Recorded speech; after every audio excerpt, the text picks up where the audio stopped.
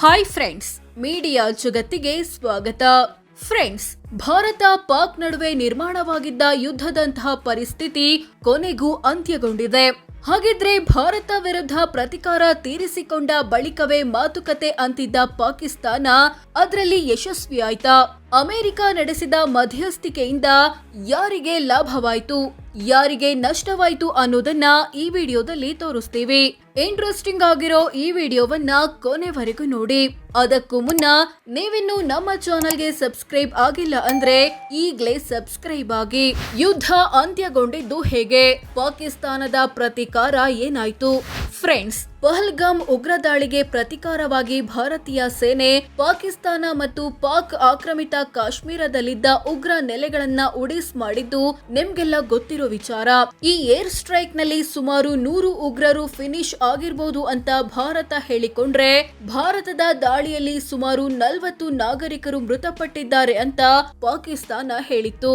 ಜೊತೆಗೆ ಸೂಕ್ತ ಸಮಯದಲ್ಲಿ ಭಾರತ ವಿರುದ್ಧ ಪ್ರತಿಕಾರ ತೀರಿಸಿಕೊಳ್ತೀವಿ, ಅದರ ಬಳಿಕವೇ ಮಾತುಕತೆ ಅಂತ ಪಾಕ್ ಪ್ರಧಾನಿ ಶೆಹಬಾಜ್ ಶರೀಫ್ ಸೇರಿದಂತೆ ಹಲವರು ಹೇಳಿದ್ರು. ಈ ಹಿನ್ನೆಲೆ ಭಾರತದ ಗಡಿ ರಾಜ್ಯಗಳ ಮೇಲೆ ಸತತ 2 ದಿನ ಡ್ರೋನ್ ದಾಳಿಗೆ ಯತ್ನಿಸಿತ್ತು ಪಾಕಿಸ್ತಾನ. ಅಂದ್ಹಾಗೆ ಪಾಕಿಸ್ತಾನ ಭಾರತ ಕಡೆಗೆ ಹಾರಿಬಿಟ್ಟ ಕೆಲವೊಂದು ಡ್ರೋನ್ಗಳಲ್ಲಿ ಕ್ಯಾಮೆರಾ ಫಿಕ್ಸ್ ಮಾಡಲಾಗಿತ್ತು. ಇದರ ಉದ್ದೇಶ ಭಾರತ ಎಲ್ಲೆಲ್ಲಿ ಸೇನೆಯನ್ನ ನಿಯೋಜಿಸಿದೆ, ಯಾವ ಪ್ರದೇಶಗಳ ಮೇಲೆ ತಾವು ದಾಳಿ ಮಾಡಬಹುದು ಅನ್ನೋ ಮಾಹಿತಿಯನ್ನ ಸಂಗ್ರಹಿಸೋದಾಗಿತ್ತು ಅಂತ ಸ್ವತಃ ಭಾರತೀಯ ಸೇನೆ ಹೇಳಿತ್ತು. ಹೀಗೆ ಮೊದಲೆರಡು ದಿನ ಭಾರತದ ಜೊತೆ ಡ್ರೋನ್ ಯುದ್ಧ ನಡೆಸಿದ್ದ ಪಾಕಿಸ್ತಾನ 3ನೇ ದಿನವಾದ ಶುಕ್ರವಾರ ರಾತ್ರಿ ದೊಡ್ಡ ಮಟ್ಟದಲ್ಲಿ ಯುದ್ಧ ಮಾಡಿದೆ. ಡ್ರೋನ್ ಜೊತೆಗೆ ಕ್ಷಿಪಣಿಗಳ ಮೂಲಕ ದಾಳಿ ನಡೆಸಿದೆ. ಈ ದಾಳಿಯಲ್ಲಿ ಭಾರತದ ಹಲವು ವಾಯುನೆಲೆ ಏರ್ ಡಿಫೆನ್ಸ್ ಸಿಸ್ಟಂಗಳನ್ನ ಧ್ವಂಸ ಮಾಡಲಾಗಿದೆ ಅನ್ನೋದು ಪಾಕಿಸ್ತಾನದ ವಾದ. ಜೊತೆಗೆ ಭಾರತದ ಸೈಬರ್ ವ್ಯವಸ್ಥೆ ಮತ್ತು ವಿದ್ಯುತ್ ವ್ಯವಸ್ಥೆಗೂ ದೊಡ್ಡ ಪೆಟ್ಟು ಕೊಟ್ಟಿದ್ದೀವಿ ಅಂತ ಹೇಳಿಕೊಂಡಿತ್ತು. ಶುಕ್ರವಾರ ರಾತ್ರಿ ನಡೆಸಿದ ಈ ದಾಳಿಯನ್ನೇ ಪಾಕಿಸ್ತಾನ ಮತ್ತು ಪಾಕಿಸ್ತಾನದ ಜನತೆ ಭಾರತ ಮೇಲಿನ ಪ್ರತಿಕಾರ ಅನ್ನೋ ರೀತಿಯಲ್ಲಿ ನೋಡ್ತಿದ್ರು. ಆದ್ರೆ ಪಾಕಿಸ್ತಾನ ಹೇಳ್ತಿರೋದೆಲ್ಲ ಸುಳ್ಳು ಎಂದಿದ್ದ ಭಾರತೀಯ ಸೇನೆ ಮತ್ತು ವಿದೇಶಾಂಗ ಇಲಾಖೆ ಶುಕ್ರವಾರ ರಾತ್ರಿ ಪಾಕಿಸ್ತಾನ ಕ್ಷಿಪಣಿಗಳ ಮೂಲಕ ದಾಳಿ ಮಾಡಿದ್ದು ನಿಜ. ಆ ದಾಳಿಯನ್ನ ನಾವು ವಿಫಲಗೊಳಿಸಿದ್ದೇವೆ. ಪಾಕಿಸ್ತಾನ ಹೇಳೋ ತರ ಭಾರತದ ವಾಯುನೆಲೆಗಳು ಧ್ವಂಸ ಆಗಿಲ್ಲ, ವಿದ್ಯುತ್ ಮತ್ತು ಸೈಬರ್ ವ್ಯವಸ್ಥೆಗೆ ಪೆಟ್ಟು ಬಿದ್ದಿಲ್ಲ ಅಂತ ಸ್ಪಷ್ಟಪಡಿಸಿತ್ತು. ಅಮೆರಿಕದ ಮಧ್ಯಸ್ಥಿಕೆ ಸಕ್ಸಸ್, ಭಾರತ ಪಾಕ್ ಕದನ ವಿರಾಮ. ಶುಕ್ರವಾರದ ದಾಳಿ ಬಳಿಕ ಶನಿವಾರ ಬೆಳಗ್ಗೆ ಅಮೆರಿಕದ ಸೆಕ್ರೆಟರಿ ಆಫ್ ಸ್ಟೇಟ್ ಅಂದ್ರೆ ವಿದೇಶಾಂಗ ಸಚಿವ ಮಾರ್ಕೋ ರೂಬಿಯೋ, ಭಾರತದ ವಿದೇಶಾಂಗ ಸಚಿವ ಎಸ್ ಜೈಶಂಕರ್ ಮತ್ತು ಪಾಕಿಸ್ತಾನದ ವಿದೇಶಾಂಗ ಸಚಿವ ಇಶಾಕ್ ದರ್ ಜೊತೆ ಫೋನ್ ನಲ್ಲಿ ಮಾತನಾಡಿದ್ರು.